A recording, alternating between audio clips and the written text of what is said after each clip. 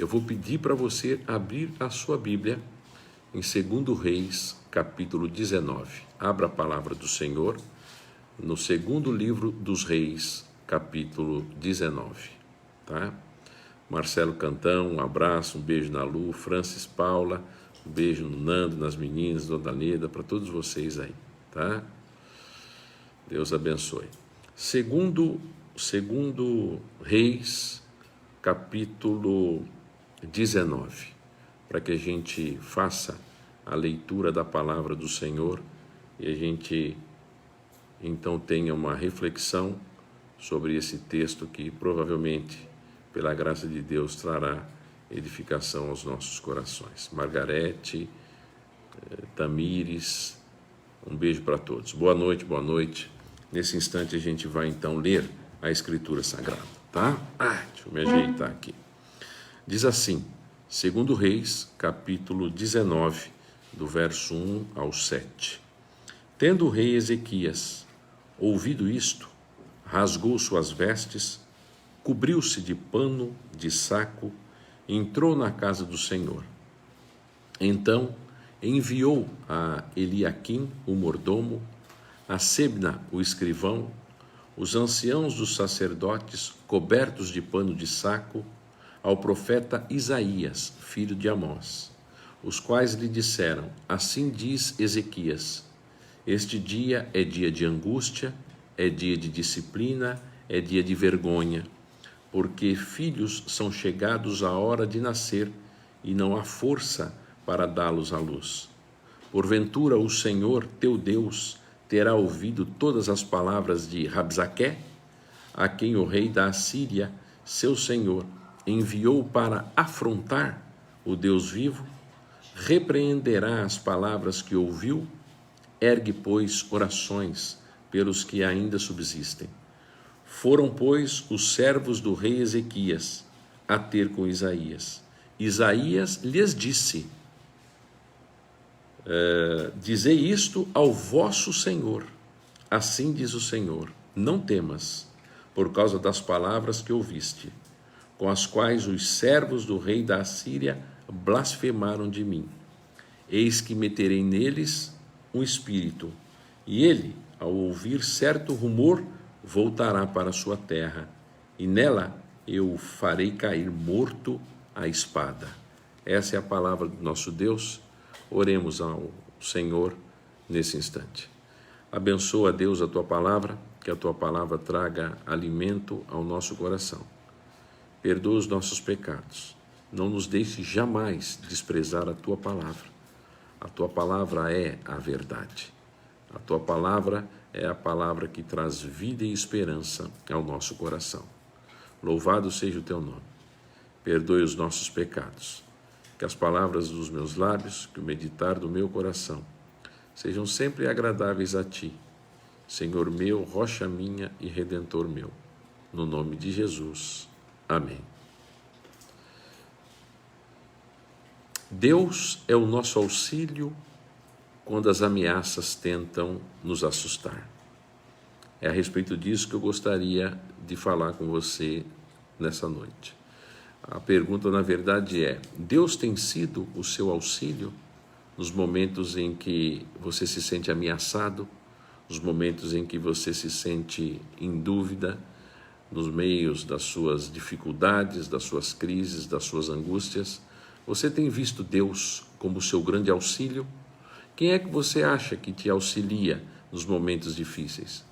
Em quem você tem encontrado paz, harmonia, alegria? Em quem você tem encontrado contentamento em meio às lutas que você enfrenta no seu dia a dia? Esse texto aqui é muito significativo porque ele trará algumas lições para o nosso coração, exatamente sobre isso.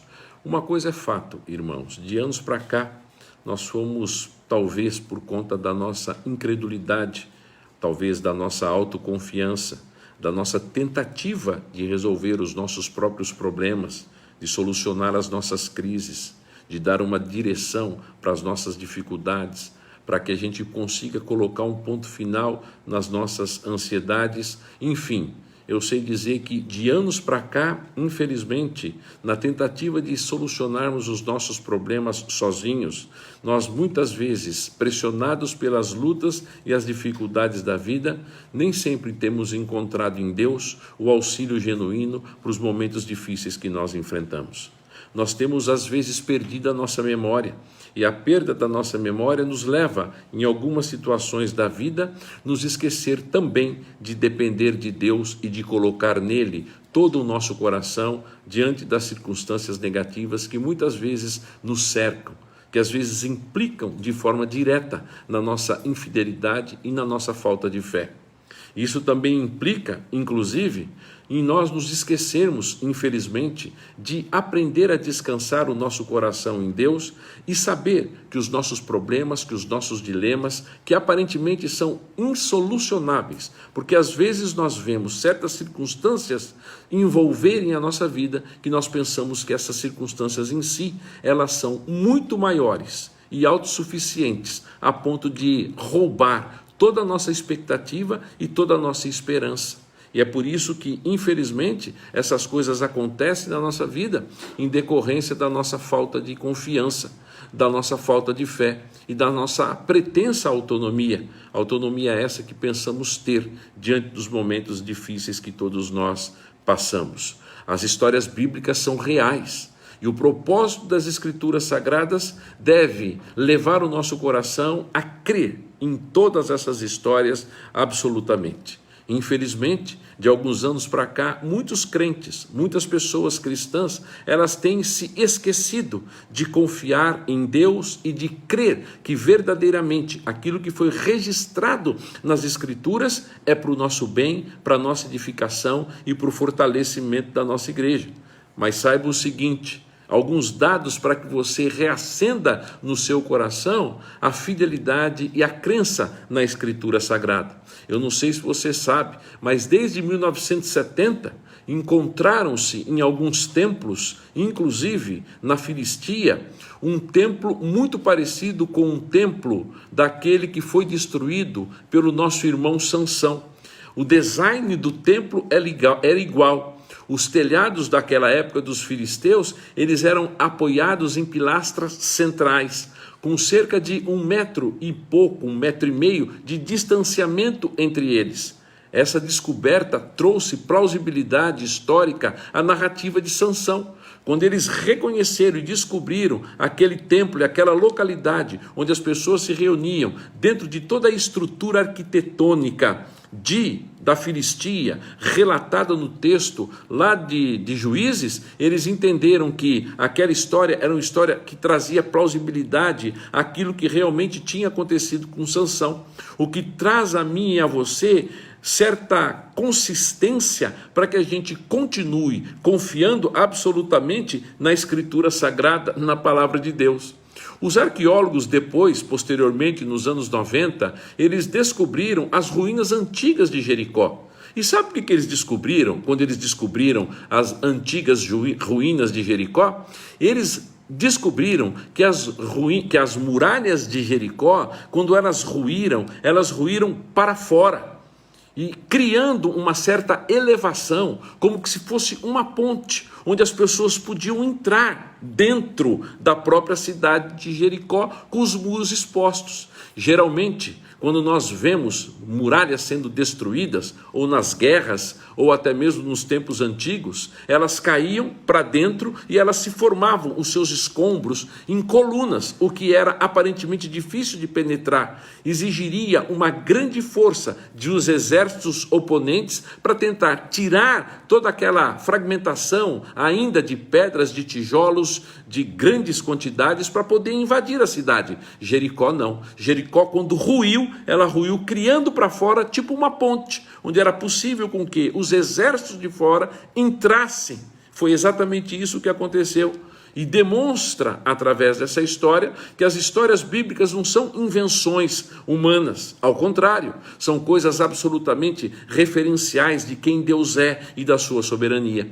Um outro dado para você só ter isso em mente, porque nós escutamos muitas bobagens, não é? Principalmente quando nós lemos até mesmo alguns pretensos doutores.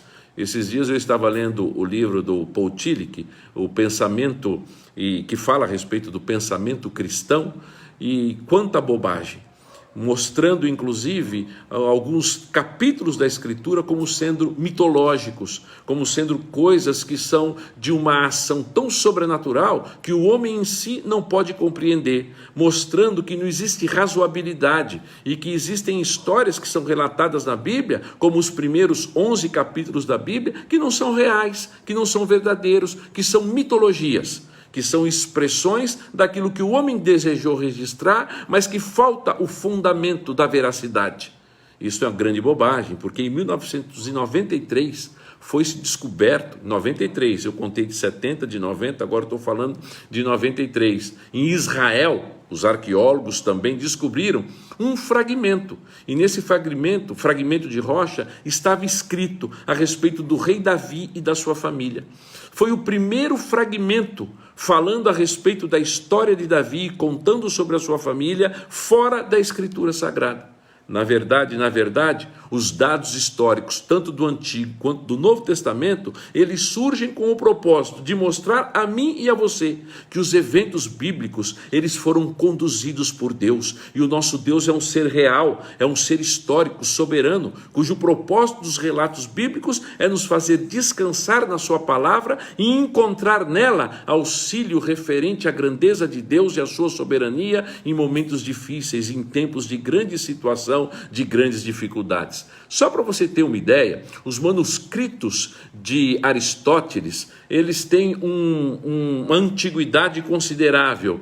Depois que Aristóteles morreu, 400 anos, na Guerra Gálica, foi mencionado a respeito dele. Os manuscritos de César, eles são datados de 1000 anos depois de terem sido produzidos.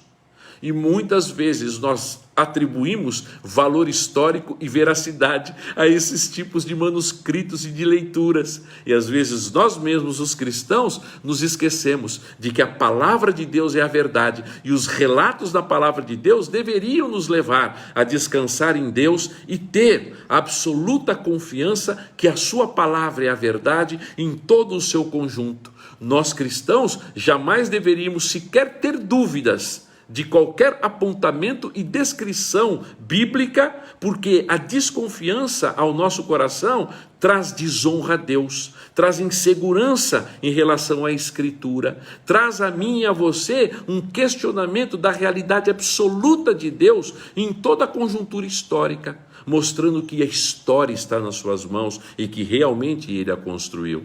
Os relatos de Moisés não foram relatados depois de séculos da sua morte. Ao contrário, eles expressam a veracidade de alguém que viveu o seu contexto e mostrou que os relatos bíblicos são coisas confiáveis para a minha vida e para a sua vida. Eu estou dizendo isso exatamente para que você jamais descreia ou desconfie das histórias que nós lemos na Bíblia, como por exemplo essa daqui, que foi escrito para relatar a história dos reis de Israel e também para demonstrar a derrocada política de nações que muitas vezes desobedecem a Deus. Esse é o propósito do livro de 1 Reis, de 2 Reis, de 1 Samuel, de 2 Samuel. É a demonstração da institucionalização da monarquia, onde Deus se mostra, através do pacto e da aliança, aquele que cuida, que protege, que ampara os seus reis e as suas nações, fazendo dos seus reis pastores do seu povo, para que o seu povo pudesse descansar na palavra de Deus, sendo anunciada como alívio pela boca dos reis, diante de circunstâncias difíceis e dramáticas da vida. E foi exatamente que isto aconteceu aqui. Deus mostra em relatos passados, por exemplo, no capítulo 17, do verso 29 ao 41, a situação de miséria em que Samaria se encontrava. E ele mostra também, a partir do versículo 40, do capítulo 17, que Deus é o Todo-Poderoso, e todos aqueles que têm Deus ao seu lado, sem dúvida alguma, eles conseguirão enfrentar as histórias, sabendo que o seu Deus é aqueles que lhes auxiliam nos tempos difíceis e nos tempos de ansiedade, de medo e de falta de fé. E a história de Ezequias é mais uma, que se junta a todas essas e a todos esses relatos, para dar a mim e a você consistência de fé, nos ajudando a confiar em Deus e saber que na história da redenção nós temos alguém com quem podemos contar. Durante todo o capítulo 18, nós vemos o rei Ezequias sofrendo grandes pressões, por todo o capítulo. Ele foi alçado rei depois da morte do seu pai, e logo em seguida ele viu Senaqueribe chegar às portas do reino do norte e destruir Oséias e os outros reis. Ele permaneceu fiel diante de Deus. E depois de 14 anos, depois que Senaqueribe rodeou e venceu grandes nações ao redor de Judá, ele voltou-se a Judá com a finalidade de destruir.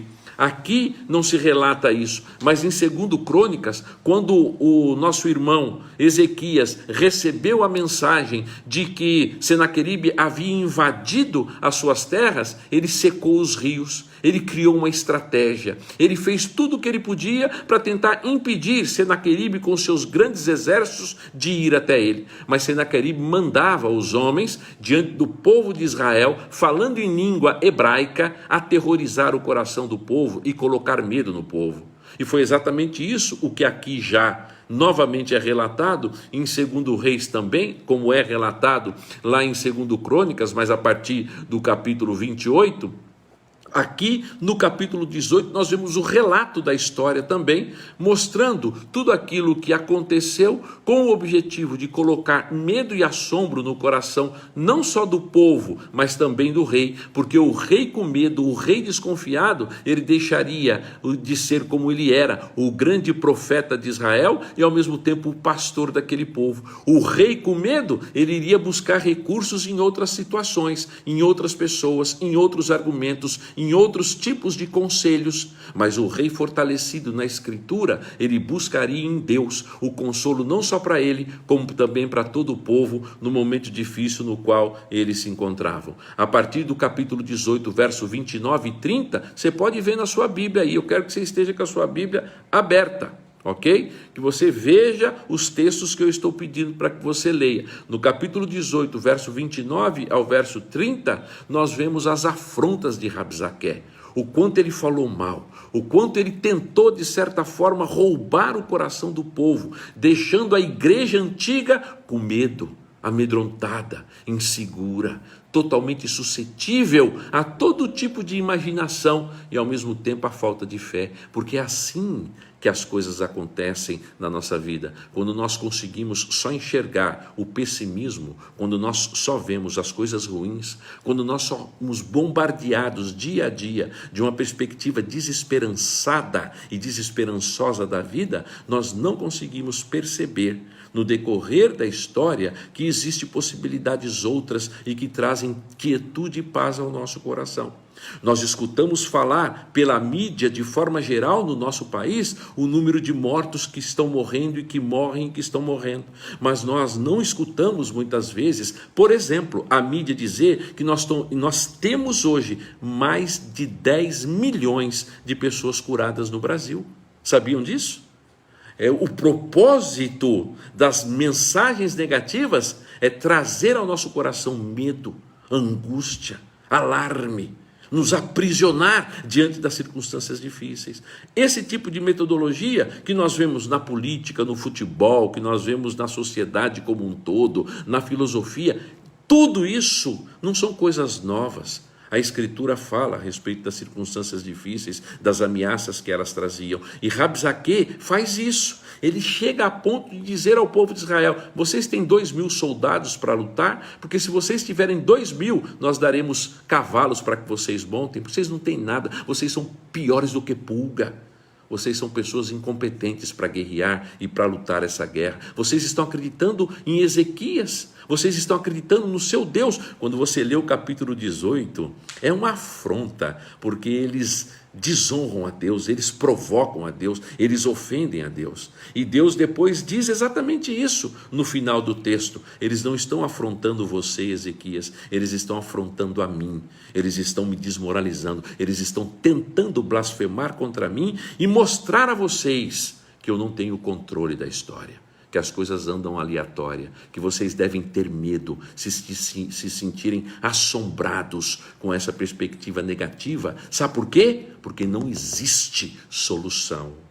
O desespero, o caos é a melhor oportunidade e a melhor solução para que vocês, de certa forma, se estremeçam diante das lutas que muitas vezes vêm sobre as nossas vidas. Era isso que Rabzaqué estava impondo no coração dos homens. É isso que nós vemos acontecer muitas e muitas vezes na sociedade. Diante de todas as palavras afrontosas, injuriosas, dirigidas contra Deus e a sua capacidade de socorrer o povo, essa história de Ezequias nos ensina algumas coisas importantes. Por quê? Porque é o que nós vivemos no nosso dia a dia. Nós vivemos momentos assim, onde as ameaças, o medo, a tortura, a angústia, o assombro são coisas que dominam o pensamento e o coração das pessoas durante esses últimos anos, durante esses últimos meses. Mas quando nós olhamos para a Escritura, nós vemos um Deus que se desponta diante das ameaças, mostrando que existe nos seus escritos, na sua palavra, a verdade genuína que traz descanso e paz ao nosso coração. Portanto, o que Deus nos ensina através da história de Ezequias? 3 coisas importantíssimas. A primeira é que as circunstâncias ruins não podem abalar a nossa dependência de Deus. Não deviam abalar a fé que Ele nos deu para que nós descansemos nele. É por isso que o verso 1 começa assim. Abram a Bíblia, por favor, deixem a Bíblia aberta, tá certo? Para dizer, o pastor Nelson pregou, mas aqui mata a cobra e mostra o pau, tá? Verso 1 diz assim: tendo o rei Ezequias ouvido isto, rasgou as suas vestes, cobriu-se de pano de saco e entrou na casa do Senhor. Entrou na casa do Senhor. Sabe o que ele ouviu? Ele ouviu, por exemplo, o que foi dito no verso 29, por Rabzaqué. Assim diz o rei, não vos engane Ezequias, porque ele não vos poderá livrar das minhas mãos. Nem tampouco vos faça Ezequias confiar em Deus, dizendo, o Senhor certamente nos livrará, e esta cidade não será entregue nas mãos da Assíria. Sabe o que Rabzaqué diz? Ele diz, não deis ouvido a Ezequias, porque o Deus de vocês não é diferente dos deuses das outras nações. As outras nações não foram livradas pelos deuses delas. É o que diz o verso 31. Não deis ouvido a Ezequias, porque assim diz o rei da Síria, fazeis as pazes comigo, vinde, comei, sede meus escravos, bebei da minha mão. Olhe lá o verso de número 32, lá no finalzinho, porque o Ezequias está enganando vocês, dizendo, o Senhor nos livrará. Acaso os deuses das outras nações puderam livrá-lo? Acaso os deuses das outras nações puderam trazer livramento e auxílio a estes homens? Não. Então não enganem vocês, não sejam enganados por Ezequias, porque Ezequias está com uma mensagem que não é real, que não é verdadeira, é uma mensagem mitológica, é uma mensagem muito mais da teologia da libertação e da teologia liberal do que da teologia da reforma, onde Deus se desponta como o grande Senhor da história. Portanto, o propósito aqui, quando o texto diz, tendo o rei Ezequias ouvido o que ele ouviu as afrontas, ele ouviu as ameaças, ele ouviu as mentiras, ele ouviu as blasfêmias que Rabzaqué, em cima do muro, dizia para todo o povo, para que o povo se alarmasse, se levantasse contra o rei, conspirasse contra o seu líder, se manifestasse rebelde contra o seu líder e contra a palavra de Deus. Mas sabe qual que é a situação diferenciada do nosso irmão Ezequias? O que ele faz como grande rei? O texto diz que ele ouviu tudo aquilo. Ele ficou indignado, tanto é que o texto diz que ele rasgou as suas vestes. Ele mostra-se absolutamente humilde. Ele mostra a sua indignação, ele mostra a sua tristeza, ele mostra que realmente aquelas ameaças eram tensas e que ele não podia nada contra elas. Mas sabe o que ele faz? O texto diz que ele entrou na casa do Senhor.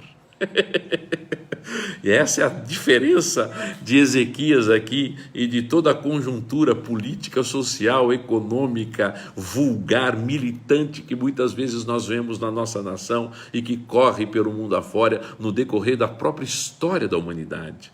Sabe o que este homem faz? Ele entra na casa do Senhor. A ideia é de que ele estava, ainda que humilhado, entristecido, chocado, indignado com tudo aquilo, ainda que diante dos impactos de toda essa negatividade, ele vai com calma, com paz, com tranquilidade, porque ele sabia que estar na casa do Senhor era o seu grande referencial e o seu grande consolo de paz e de tranquilidade, ainda que os momentos fossem de extrema ameaça e de medo.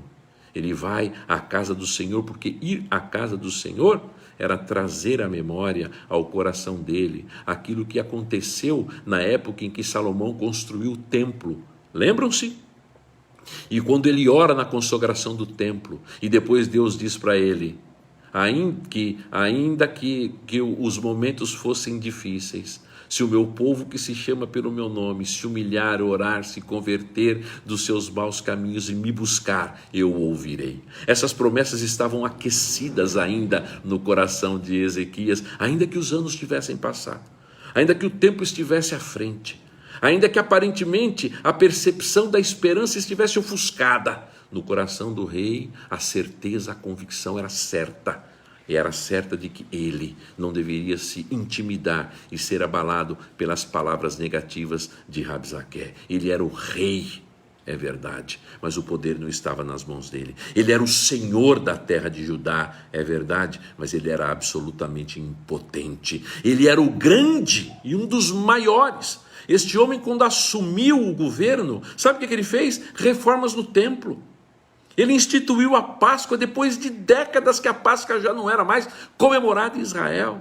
Ele trouxe Israel para a teocentricidade, para o biblicismo novamente. Ele trouxe a Escritura como a mola propulsora das relações espirituais, vivenciais, de alegria e de auxílio para Israel. Mas isso não significa que ele não estava passando por dificuldades e momentos tensos, porque é assim que acontece com a gente. A obrigação de fidelidade a Deus e a sua palavra é minha e sua, mas isso não nos exime de enfrentar dramas, de enfrentar inquietudes, de enfrentar ansiedades, de passar por medos e ver muitas vezes as nossas convicções de fé no Deus Todo-Poderoso serem atingidas, porque muitas vezes nos atingem. É por isso que o texto diz o que diz, sabe aonde? Lá em Mateus capítulo 6. Quando ele diz, não vos ansieis com o dia de amanhã, não vos preocupeis com amanhã, se eu cuido do tempo de vida de vocês, se eu cuido das aves do céu, se eu cuido das plantas, quanto mais vocês valem, homens de pequena fé. Mas às vezes a nossa fé diminui tanto na grandeza de Deus, que nós só não a perdemos, porque ela não é nossa, ela é dom de Deus, porque do contrário, nós a perderíamos. É que a fé é dom da graça divina, que vem às nossas mãos, para que a gente descanse o nosso coração nas promessas do Redentor. Nunca se esqueça isso. A fé não nasce em você, ela não é autônoma na sua vida, ela vem de Deus, como um ato da graça de Deus, para que você possa descansar nele e confiar nas suas palavras. Era isso que esse homem precisava. Ainda que ele fosse o Todo-Poderoso, ele precisava de que a sua fé, a sua fidelidade a Deus, a sua confiança, a sua certeza nas Escrituras Sagradas o levassem nesses momentos difíceis, sabe a quê? A viver na dependência de Deus, a viver na dependência do Senhor, porque é assim que as coisas acontecem. Às vezes as nossas convicções são abaladas, é verdade. Às vezes os nossos momentos difíceis surrupam a nossa convicção e as nossas certezas. Às vezes há palavras e as situações tão ruins que nós olhamos para tudo isso e dizemos, não tem jeito. Se a ciência não der jeito, não tem jeito. Se o homem não der jeito, não tem jeito. Nós nos esquecemos que o jeito para as circunstâncias da vida quem dá é Deus, porque Ele tem o controle de tudo nas suas mãos. É por isso que o nosso irmão aqui, ele diz de forma muito clara, entrei na casa do meu Deus, porque ele sabia que era na dependência de Deus que ele encontraria o fortalecimento necessário para os seus dramas e para as suas angústias. Os outros reis resistiram através dos seus exércitos e perderam.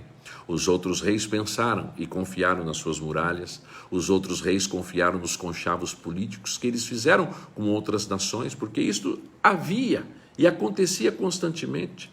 Como o próprio Acaz foi procurar no rei, na época, tanto de Israel quanto no rei da Síria, pessoas para que ele se avolumasse politicamente e conseguisse resistir aos seus algozes. Mas aqui, aparentemente, Ezequias estava só. Ele não fez conchavo político com ninguém. Ele não comprou nada de ninguém. Mas ele entrou no templo. E ali então ele ora, ele busca, ele encontra consolo em Deus para os momentos difíceis que ele enfrenta na vida. Eu não estou aqui de forma alguma, não é, para tentar impor alguma coisa a você, porque quem convence você das suas falhas e dos seus erros é o Espírito de Deus. Mas uma coisa é fato, é na palavra de Deus, é na dependência de Deus, é na comunhão com o Espírito que nós conseguimos passar pelos momentos dramáticos da nossa vida. Somente quando a Escritura se torna o ponto relacional de toda a nossa vida, quando a Escritura está no centro da nossa alma, está no âmago do nosso coração. Somente quando nós entendemos a importância da dependência e da comunhão com Deus por intermédio da sua palavra, é que nós passamos de forma inabaláveis, mesmo quando tudo à nossa volta tenta abalar a nossa vida e destruir as nossas convicções de fé. É verdade isso.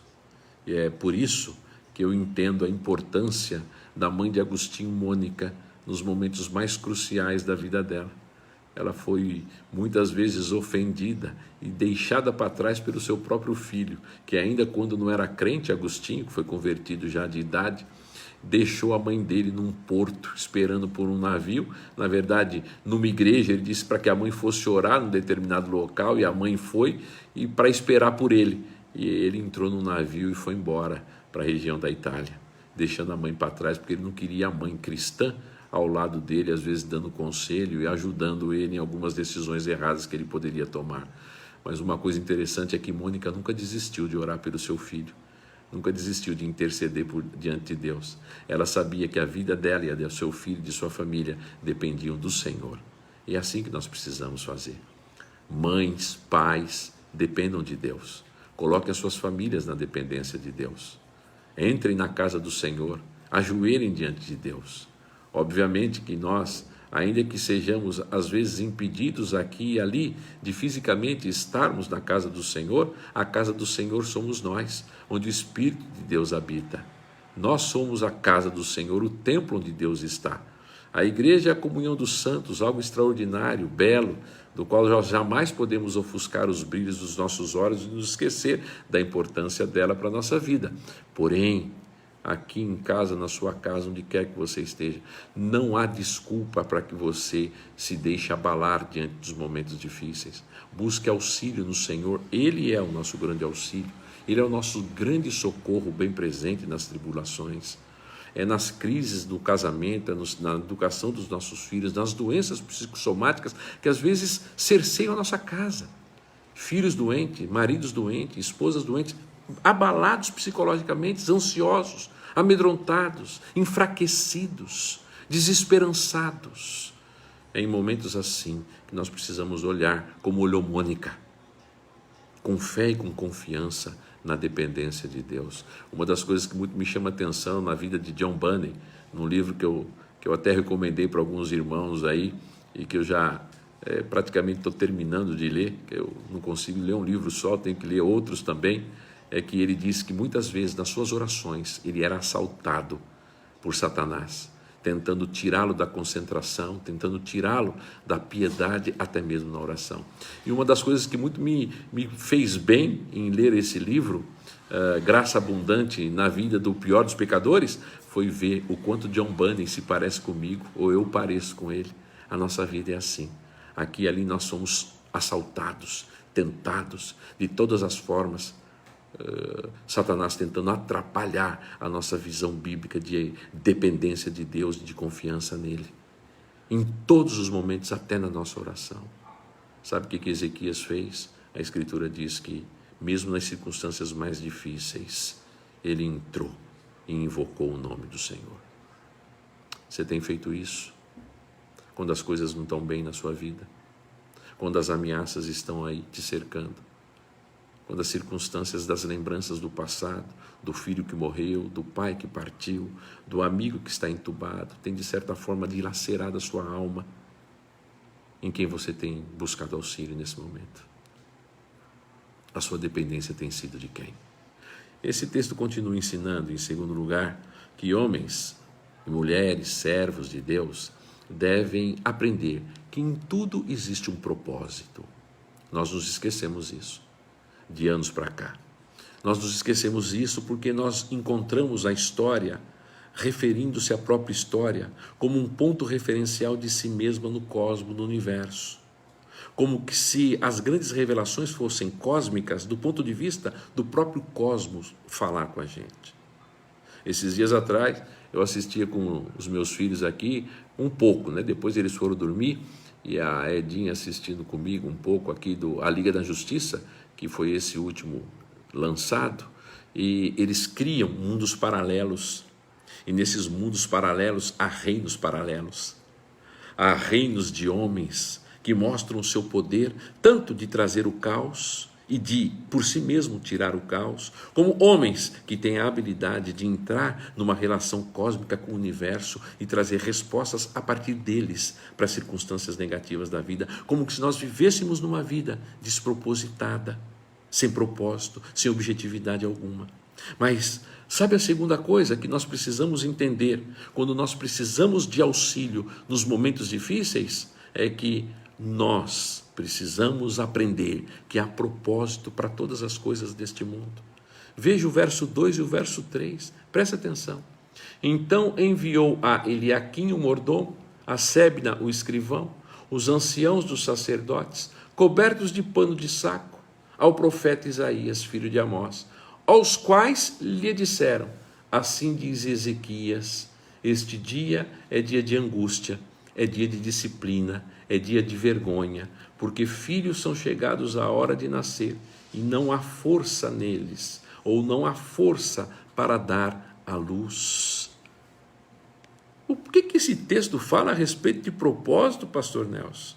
Como é que se amarra a ideia de que as coisas caminham sob uma perspectiva proposital ou proposicional da parte de Deus na história da humanidade? Simples. Não há acasos na história. E aqui nós vemos isto. Primeiro, quando ele manda as pessoas da sua intimidade encontrarem-se com Isaías. Ele mostra que todos os homens do seu reino estavam sabendo sobre as ameaças do rei da Babilônia. Ele manda um mordomo, dos mais simples, das pessoas mais humildes aos mais requisitados no seu reino.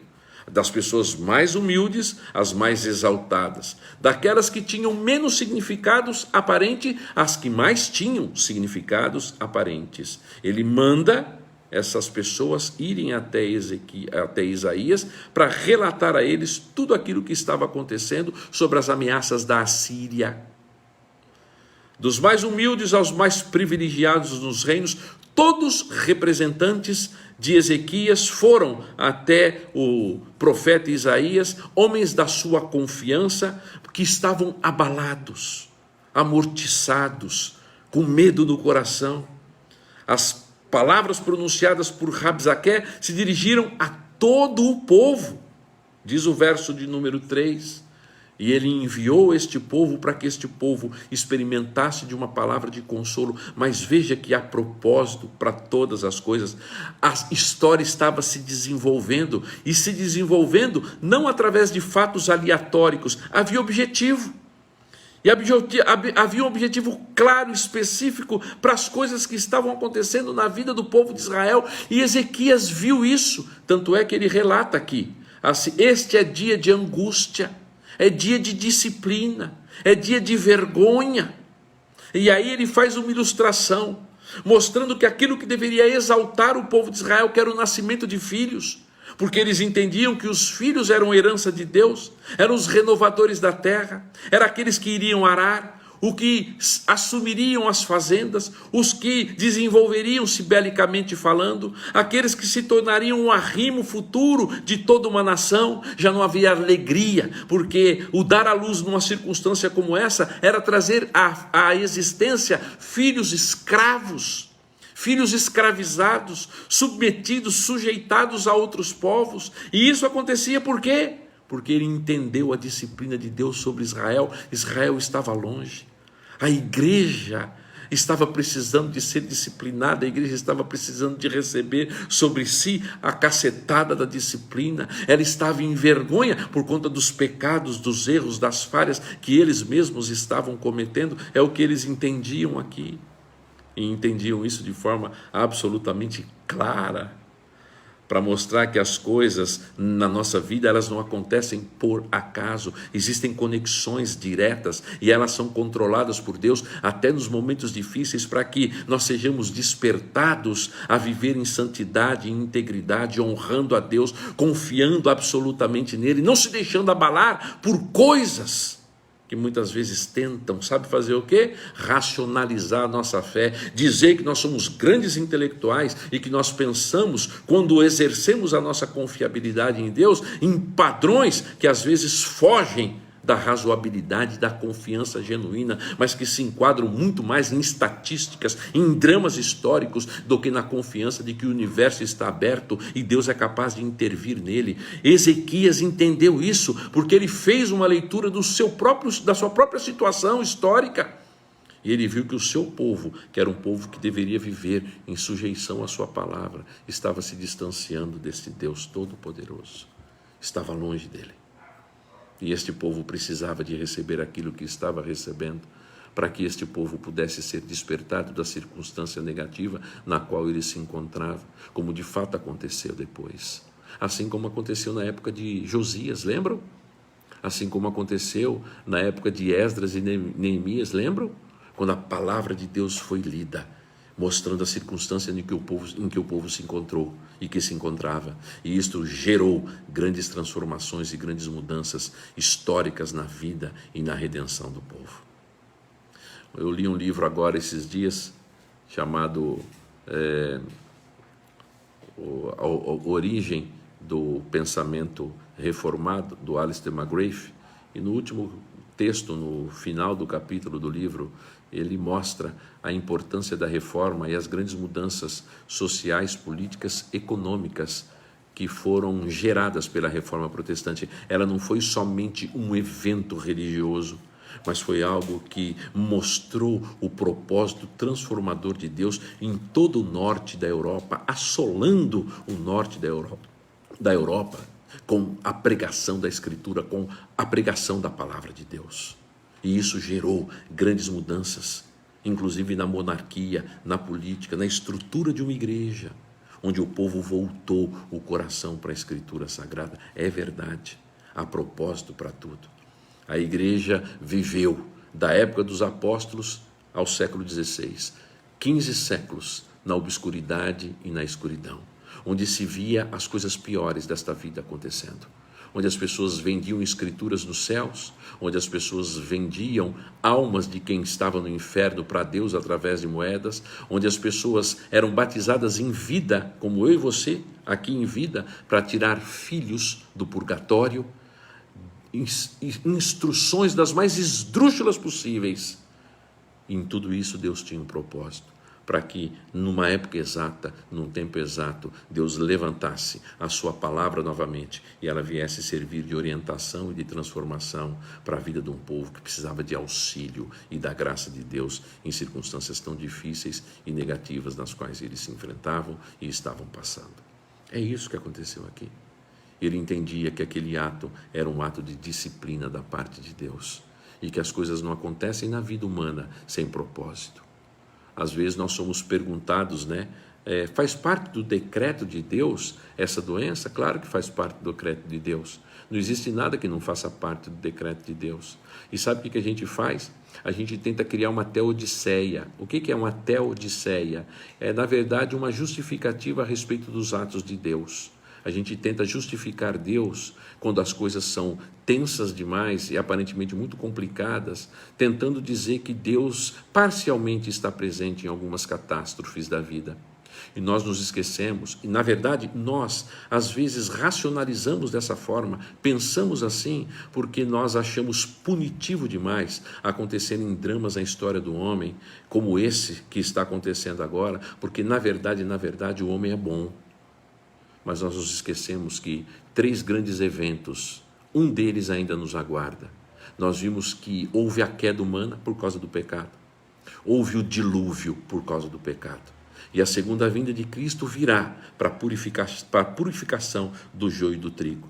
3 grandes eventos marcam a civilização mundial, e na intercorrência do segundo evento para o último evento, que foi o dilúvio para a segunda vinda de Cristo, nós vemos guerras, rumores de guerras, mortes, nações contra nações, pestes e misérias, mas ainda não é o fim.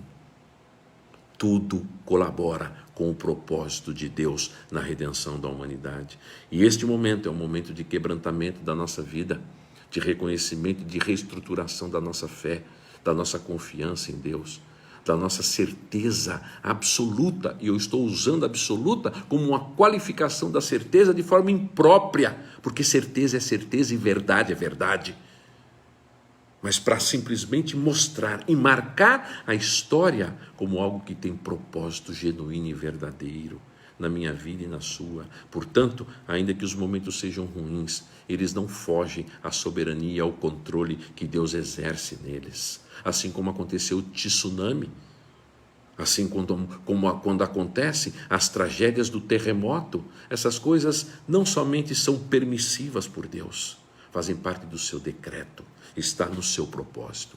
Quando você lê Isaías, capítulo 47, 6, ou 47, 5, né? Ou 45, 7, se eu não me engano, desculpe, se alguém que está assistindo aí quiser checar lá, Isaías, pode até colocar aqui para os irmãos poderem ver melhor o texto, né? Onde diz que Deus cria o mal, e o mal ali não tem a ver com catástrofes, mas tem a ver com o poder do decreto de Deus fazer com que as coisas surjam e aconteçam na história. Agora, uma coisa é fato: o mal não é um propósito mal em si mesmo. Por quê?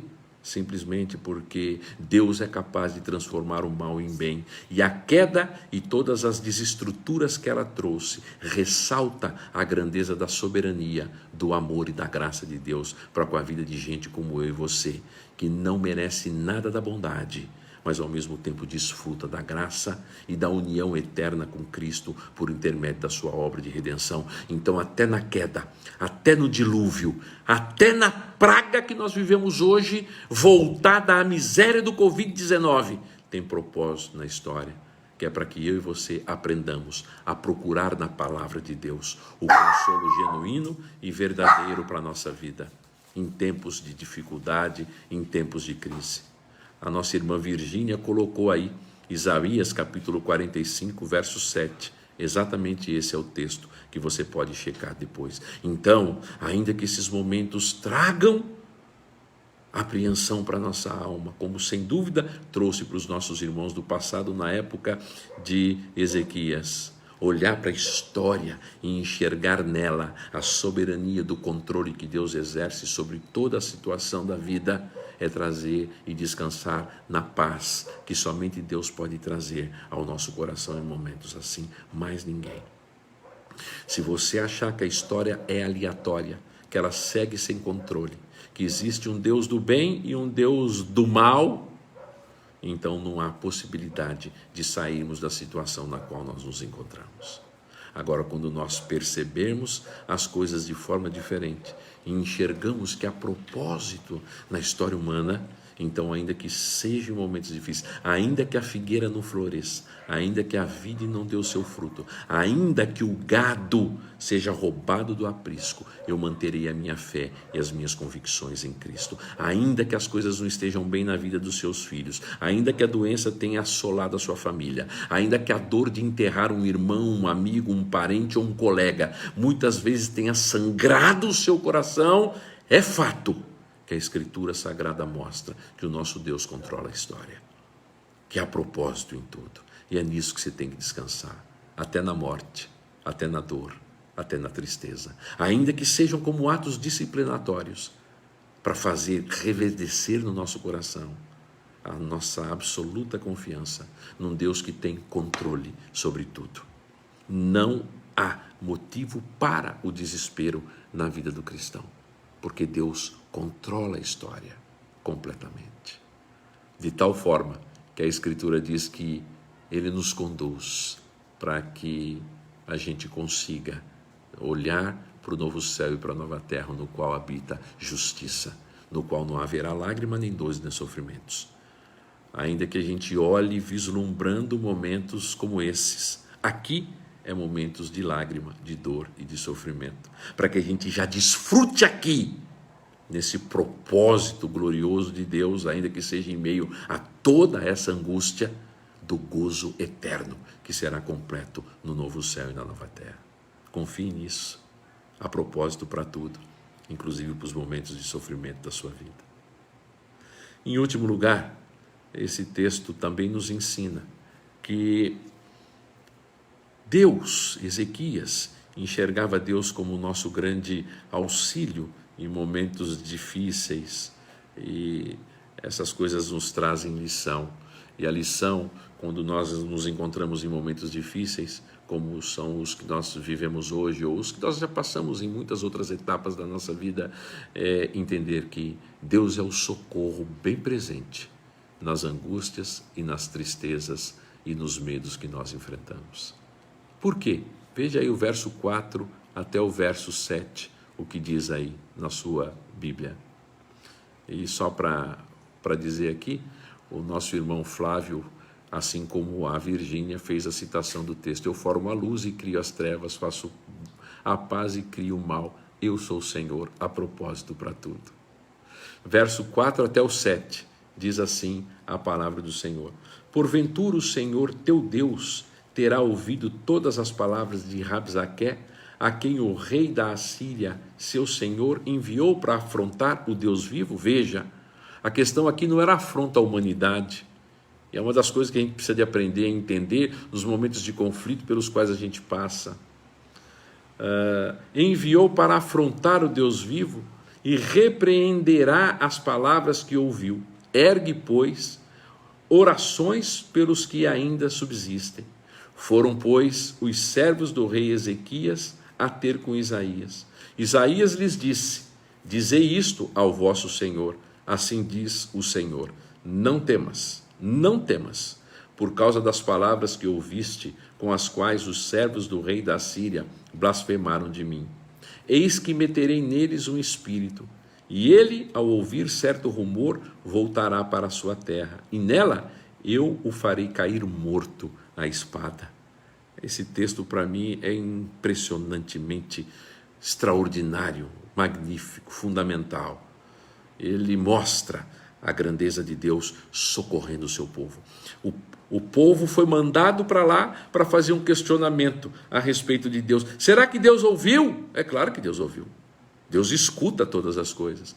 Mas o povo precisava de ouvir da boca do profeta, que era o grande líder representativo de Deus dentro daquela estrutura mediatória e religiosa de Israel com o próprio Deus.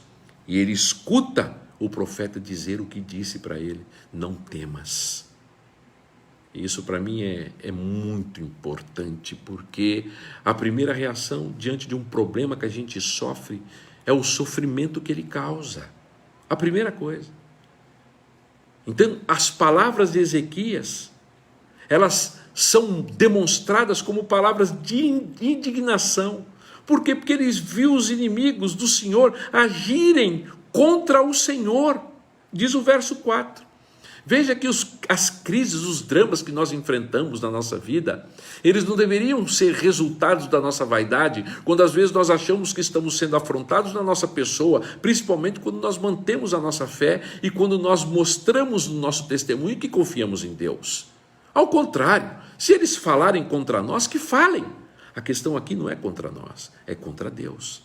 E é isso que trouxe indignação para o coração do Ezequias. O sofrimento dele estava diretamente associado à reação negativa dele, porque ele viu o quanto Deus foi afrontado e desonrado. Nós damos muito valor quando as pessoas nos atingem, falam contra nós, mas nós nos esquecemos que falar contra nós, quando nós estamos cobertos de razão e com fé alicerçada e firmada em Deus, é falar contra o próprio Deus. E isso Ezequias percebeu. Diz o texto aí. Quem é ele para afrontar o Deus vivo? Mas todas essas coisas geram medo no nosso coração. Será que Deus... E às vezes algumas perguntas surgem, né? Será que Deus não vê o que o Rabzaque e o Senaqueribe estão fazendo? Será que Deus viu? Esse foi o questionamento deles aqui. Será que Deus está atento a isso? Será que Deus percebeu que eles estão afrontando ao próprio Deus? Eles estão nos ameaçando? Eles estão tentando colocar medo no nosso coração? Será que Deus viu? Essa é a primeira coisa, né? Às vezes a gente olha para as decisões que são tomadas, por exemplo, no Supremo Tribunal Federal do nosso país, né?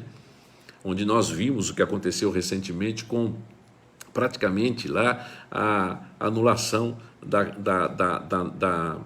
das acusações contra o ex-presidente Lula, quanto àquela questão do sítio dele e também do triplex. A gente olha para aquilo e, de repente, um cara que estava certo, que era o Sérgio Moro, foi colocado em suspensão. E quando a gente quer a justiça e quer ver as coisas certas, a gente olha e diz assim, será que Deus não vê isso?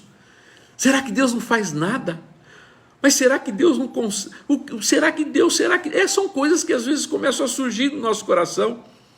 A gente pensa assim, será que Deus não está vendo essa Covid, o quantas pessoas ela tem matado, o quantos tem morrido, o quanto nós temos chorado? Hoje eu conversava com a Andréia Laval, que enterrou o pai hoje, acometido de Covid, e ela disse, pastor Nelson, eu estou assombrada porque eu nunca vi tanta gente precisando de um médico, de um hospital, como eu vi esses 4 dias que eu passei com meu pai lá no Covidário. Que situação dramática. E a gente olha e diz, será que Deus não viu? Será que Deus não viu o acidente dessa médica jovem que trabalhava aqui no hospital, perto aqui do gabinete pastoral aqui? Será que não viu? Quando ela foi ultrapassar o caminhão agora na sexta-feira, uma jovem médica, filha de um médico, o doutor Antônio Junqueira, pegou um caminhão de frente e morreu. Será que Deus não viu? Será que Deus não vê o sofrimento da nossa nação, o sofrimento do nosso povo, as angústias que nós vivemos? Será que Deus não vê? Será que Deus não vê a minha miséria no pecado e vem a me socorrer, me libertando da pornografia, da prostituição, da mentira, da soberba? De eu achar que o dinheiro é mais significativo e importante do que as amizades? Será que Deus não vê? Quantas vezes essas coisas surgem no nosso coração? Mas a resposta para isso, desse texto, é mostrar que assim diz o Senhor, não temas, o Senhor vê todas as coisas. Ele mantém tudo sob controle. E isso me lembra o texto de Êxodo capítulo 14, verso 18, quando Deus mostra que libertaria o povo de Israel, e já estava, e já tinha libertado o povo de Israel, e ele diz assim, e os egípcios saberão que eu sou o Senhor, quando eu for glorificado em Faraó. Quando eu mostrar que maior do que Faraó sou eu, que as esperanças não devem ser colocadas em homens, que o poder da história não está nas mãos deles.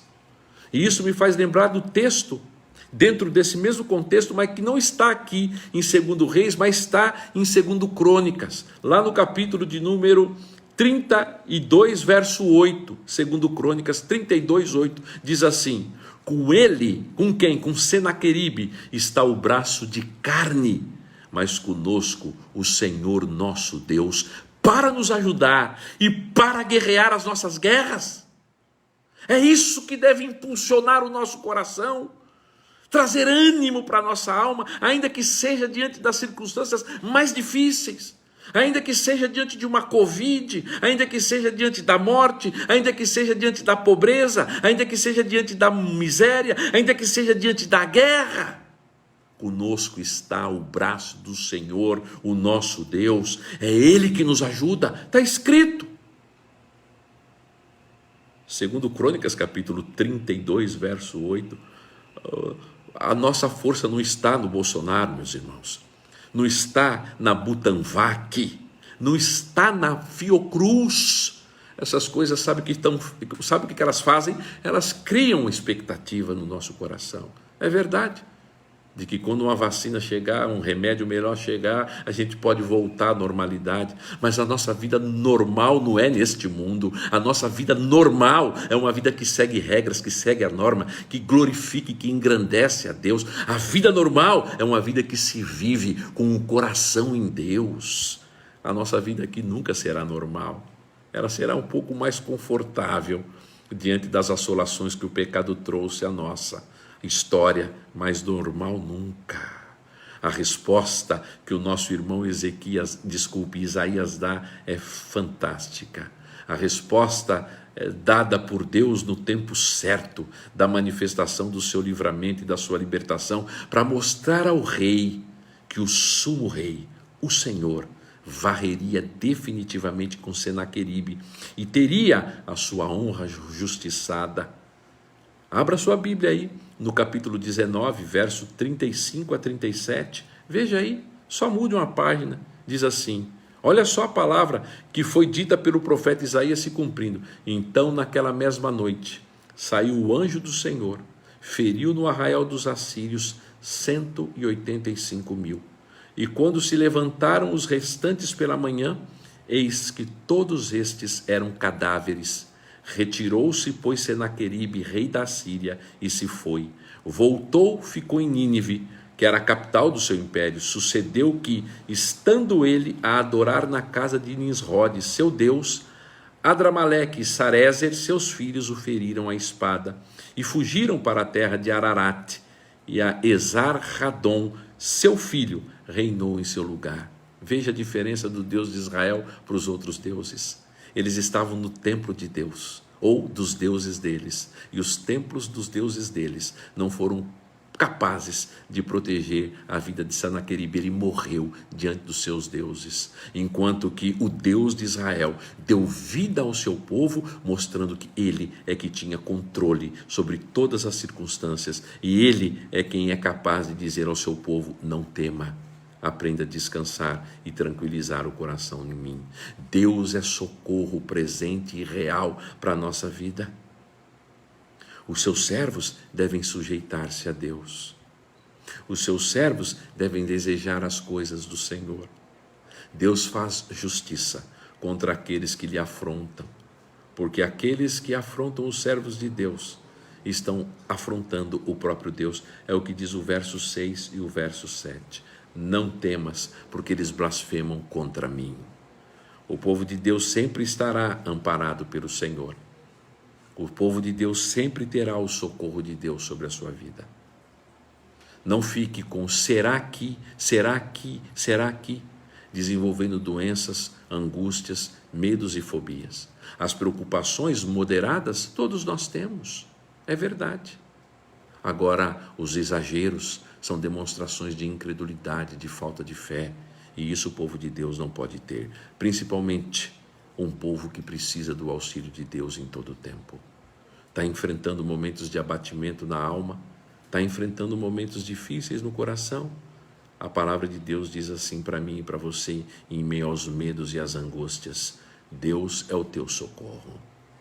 E é por isso que quando nós olhamos para essa palavra de Deus, ela traz ao nosso coração um rei que foi muito maior que Ezequias, um rei que foi muito mais capaz e competente do que ele, um rei cujo poder está nas suas mãos, que é Cristo, de quem nós devemos depender em todo o tempo. Aquele que veio fazer a paz entre eu e Deus, que nos justifica dos nossos pecados, que perdoa as nossas afrontas, que é capaz de trazer alívio e paz às tensões da nossa alma. É o Senhor de quem nós devemos depender, esperando nele o perdão, a graça, o perdão pelas nossas incredulidades, o perdão pelos pecados que cometemos, pelas afrontas que fazemos a Deus. Cristo é o grande Rei de quem realmente nós dependemos em todas as batalhas que nós lutamos nesta vida. E muitas vezes o inimigo nosso tem usado momentos como esses para trazer ansiedade, medo, para tentar levar-nos a crer que nós não dependemos do que é certo. Nós precisamos depender de nós mesmos e da visão histórica que envolve a nossa vida, enquanto que a Escritura nos ensina a depender de Deus, de Jesus Cristo. É em Jesus Cristo que nós devemos esperar. E nós devemos esperar nele, porque ele é o Senhor, ele é a estrela da manhã, ele é o Rei dos reis, o Senhor das nações. Ele é aquele que descerá juntamente conosco na Nova Jerusalém. É aquele que pavimentou a beleza da cidade santa. Ele é aquele que a arquitetou com belezas indizíveis e impronunciáveis, cujos nossos olhos contemplarão as ruas de ouro, os afrescos de brilhante, as belezas da esmeralda, a grandeza dos diamantes. Todas essas coisas são ofuscadas pelo brilho daquele que nele nós esperamos a redenção eterna, no novo céu e na nova terra, no qual habitam justiça, onde lágrima, dor, tristeza jamais alcançarão, porque as primeiras coisas passaram e nós estaremos presentes com ele no novo céu e na nova terra. Esse é o Rei dos reis em quem nós confiamos, é o nosso auxílio em tempos de dificuldades, que nos ajuda a andar nessa terra como transeuntes, como páracos, que vislumbram outra perspectiva, outra Canaã. O Cristo genuíno, verdadeiro, o grande Rei, nos leva a Canaã celeste. O Cristo é aquele que tem sido o nosso Redentor em tempos de dificuldade, que tem sido o nosso auxílio bem presente em tribulações. É aquele que diz: vinde a mim os que estáis cansados e eu os socorro. Vinde a mim os que estáis ansiosos. Buscai a mim, porque eu que alivio vocês. Essa é a palavra do nosso Deus. É no Cristo Redentor que nós temos que confiar. Nele nós encontramos perdão para o pecado. Nele nós encontramos vitalidade para a vida. Nele nós encontramos paz ao nosso coração. Ele é o Deus Todo-Poderoso, o Rei dos reis e o Senhor das nações, cuja sua palavra é verdade e é genuína. Assim como nós vimos no começo, que a própria arqueologia aponta para as grandezas de Deus, comprovando a veracidade da Escritura, não que nós precisemos dela, porque o Espírito testifica no nosso coração quanto à verdade de Deus. Então não duvide dela, jamais, de que o Senhor Jesus é aquele em quem nós devemos confiar e é o nosso auxílio bem presente nas tribulações. Ele, o Senhor Jesus Cristo, é o pastor do Salmo 23. Ele é o grande Senhor do meu coração e do céu. Não tenha medo das suas dificuldades, dos seus problemas, das suas ansiedades. Lance isso diante do Senhor. O Senhor é glorificado, inclusive nas lutas que você enfrenta, para que a partir delas e na demonstração delas, você também mostre o quanto depende de Deus e de Jesus Cristo, o nosso Redentor. Que Deus abençoe a sua vida, que Deus abençoe a sua família, que Deus traz paz ao seu coração em tempos difíceis como esses, para que você nunca se esqueça que o auxílio genuíno está no Senhor, em Jesus, o nosso Redentor, o autor e consumador da nossa fé. Amém? Deus abençoe, Deus fortaleça, Deus anime o seu coração a prosseguir firme com Ele em todas as etapas. Vamos orar? Abençoa, Deus, a Tua palavra ao nosso coração, que ela traga renovo e esperança à nossa fé, que ela seja o auxílio presente ao nosso coração em tempos difíceis, que ela nos ajude a manter-nos firmes diante da Tua palavra. Muito obrigado. Perdoe os nossos pecados e falhas, em nome de Jesus. E que o amor de Deus, o Pai, a graça bendita de Jesus, o Filho, e o consolo do Espírito estejam sobre vós, eleitos de Deus, hoje e sempre. Amém e amém.